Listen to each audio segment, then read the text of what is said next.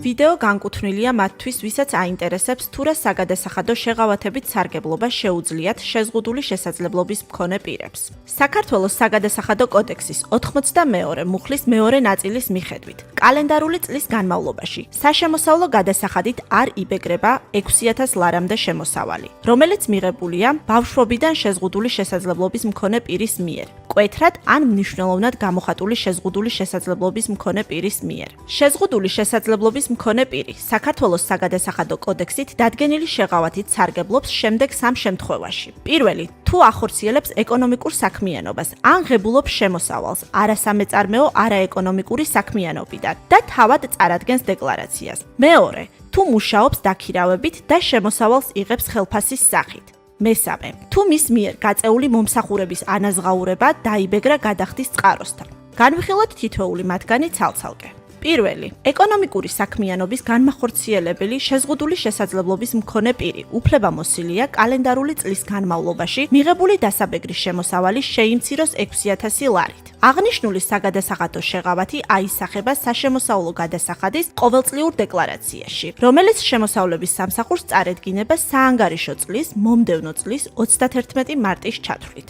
საგადასახადო შეღავათი მიეთითება საშემოსავლო გადასახადის წლიური დეკლარაციის მესამე ნაწილის 37 გრაფაში, მას შემდეგ რაც მონიშნავთ 6000 ლარიან შეღავათს. ხოლო იმ შემთხვევაში, თუ იღებთ შემოსავალს სარგებელს არასამეწარმეო არაეკონომიკური საქმიანობიდან, როგორიც არის მაგალითად ქონების იჯარის, ქირით გაცემის შედეგად მიღებული შემოსავალი და სხვა, საგადასახადო შეღავათი უნდა ასახოთ იმავე დეკლარაციის B დანართის შესაბამის გრაფაში 6000 ლარიანი შეღავათი. იმ შემთხვევაში, თუ სარგებლობთ მცირე ბიზნესის სტატუსით, საგადასახადო შეღავათი აისახება მცირე ბიზნესის სტატუსის მქონე ფიზიკური პირის საშემოსავლო გადასახადის ყოველთვიურ დეკლარაციაში. კერძოდ, დეკლარაციის 25 გრაფაში, მას შემდეგ რაც მონიშნავთ 6000 ლარიან შეღავათს.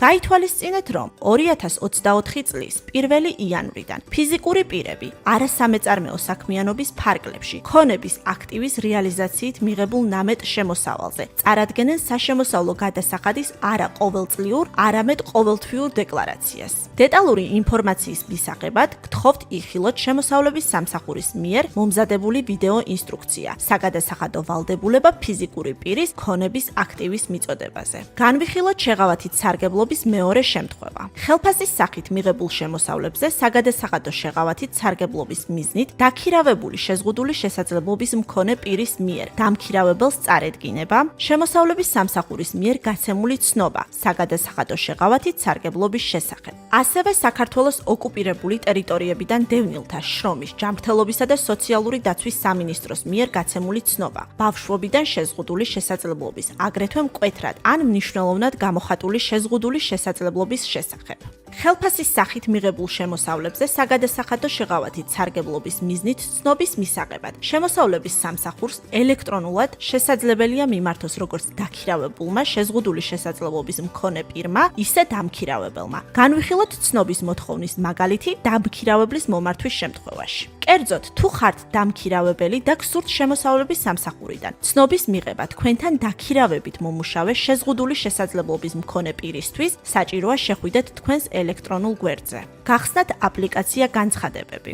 გამოტანილ ჩანართში დააწვეთ ღილაკს. ახალი განცხადების რეგისტრაცია. საძიებო ველში ჩაწეროთ საკვანძო სიტყვა, მაგალითად ცნობა გადახდის წყაროდან და აირჩიოთ განცხადება ცნობა გადახდის წყაროდან მიღებულ შემოსავლებზე შეღავათის გამოყენების უფლების შესახებ დამქირავებლის მომართვის შემთხვევაში. განცხადების გრაფები შეავსეთ დასახელების შესაბამისად. გრაფების შევსების შემდეგ ჯერ დააწექით დამატების ღილაკს, ხოლო შემდეგ ღილაკს გაგზავნა, რის შემდეგაც გამოვა შეტყობინება თქვენი განცხადების წარმატებით დარეგისტრირების შესახებ.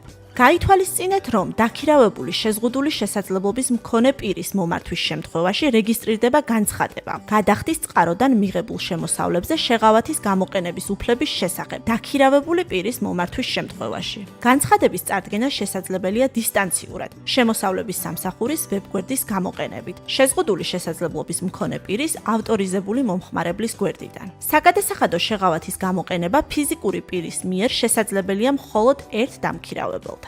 განვიხილოთ შეღავათით სარგებლობის მესამე შემთხვევა. გადახდის წყაროსთან დაბეგრილი მომსახურების ანაზღაურების შემთხვევაში, როგორიცაა მაგალითად უძრავი ქონების გაქირავება, ერთჯერადი მომსახურების გაწევა და სხვა, შეზღუდული შესაძლებლობის მქონე პირი წარადგენს საშემოსავლო გადასახადის წლიურ დეკლარაციას დაკავებული გადასახადის გადაანგარიშების მიზნით და განცხადებას შემოსავლიდან დაკავებული გადახდილი გადასახადის თანხის დაბრუნების მოთხოვნით. განცხადების რეგისტრაციის მიზნით საჭიროა შეხვიდეთ თქვენს ელექტრონულ გვერდზე. სწრაფი ძებნის საშუალებით გახსნათ აპლიკაცია განცხადებები. გამოტანილ ჩანართში დააწექით ღილაკს ახალი განცხადების რეგისტრაცია. საძიებო ველში ჩაწერეთ საკვანძო სიტყვა, მაგალითად ზედმეტად გადახდილი გადასახადის და აირჩიეთ განცხადება. ზედმეტად გადახდილი გადასახადის ან და სანქციის თანხის დაბრუნების შესახებ. განცხადების გრაფების შეავსეთ გრაფის დასახელების შესაბამისად. გაეცანით მოცემულ ინფორმაციას. მონიშნეთ მოცემული ველი და დააწექით ღილაკს გაგზავნა, რის შემდეგაც გამოვა შეტყობინება თქვენი განცხადების წარმატებით დარეგისტრირების შესახებ. გაითვალისწინეთ, რომ ზემო აღნიშნული განცხადებების რეგისტრაცია შესაძლებელია შემოსავლების სამსახურის ავტორიზებული მომხმარებლის გვერდის მქონე პირის მიერ. ავტორიზებული მომხმარებლის გვერდის გააქტიურება შესაძლებელია დისტანციურად ვიდეო ზარის გამოყენებით. თუ ფიზიკური პირი დაქირავებული იცვლის სამუშაო ადგილს, ან სურვილი აქვს სხვა დამქირავებელთან ისარგებლოს საგადასახადო კანონმდებლობით მინიჭებული შეღავათით. ახალი ცნობის ასაღებად საგადასახადო ორგანოს წინა დამქირავებლის მიერ წარედგინება შეტყობინება გადახდის წყაროდან მიღებულ შემოსავლებზე შეღავათის გამოყენების უფლების შეწყვეტის თაობაზე. აღნიშნული განცხადების წარდგენა ხორციელდება წინა დამსაქმებლის მიერ ელექტრონულად შემოსავლების სამსახურის ავტორიზებული მომხმარებლის გვერდის გამოყენებით, ზემოთ განხილული მაგალითის მსგავსად. ასევე გაითვალისწინეთ იმ შემთხვევაში, თუ ახორციელებთ ეკონომიკურ საქმიანობას და ამავდროულად ხართ დასაქმებული, იღებთ ხელფასს. შეგიძლიათ თავად განსაზღვროთ შეღავათს გამოიყენებთ ეკონომიკური საქმიანობიდან მიღებულ შემოსავლებში თუ ხელფასის სახით მიღებულ შემოსავლებში. იმ პირობით, რომ კალენდარული წლის განმავლობაში ჯამურად ნასარგებლების შეღავათი არ უნდა აღემატებოდეს 6000 ლარს. შემოსავლების სამსახური გისურვებთ წარმატებას.